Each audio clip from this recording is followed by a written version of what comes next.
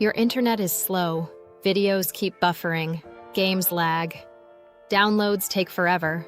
But what if I told you, you might not need a new plan or a new router? Stay with me, because in the next few minutes, you'll fix your internet speed using simple steps anyone can follow. And step number 3 alone fixes speed issues for most people instantly.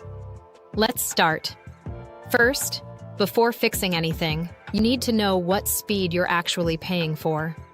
Check your internet bill or log into your provider's website. Because here's the truth, you can't fix slow internet if you don't know what fast should be.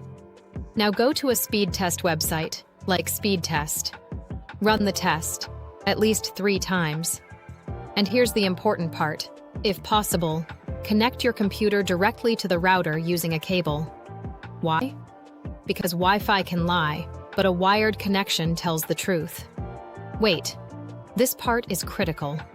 If your wired speed is slow, then the problem is not your Wi-Fi. It's either your internet provider or your router.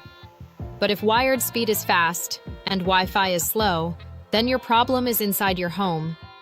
And that's actually good news, because it's easier to fix. Most routers have 2 Wi-Fi networks, 2.4 GHz and 5 GHz. Here's the simple rule. Use 5 GHz for speed, use 2.4 GHz for distance. So if you're close to the router, switch to 5 GHz. You'll instantly feel the difference. Your Wi-Fi signal is weaker than you think. Walls, metal, even your microwave can slow it down. So ask yourself, is your router hidden in a corner? Behind furniture? Inside a cabinet? If yes, you've already found your problem. Now this next fix is underrated. Wi-Fi spreads like a bubble. If your router is in one corner, half your signal is wasted. Place it in a central, open location. Higher is better. Clear space is better. This one change alone can double your speed in some rooms.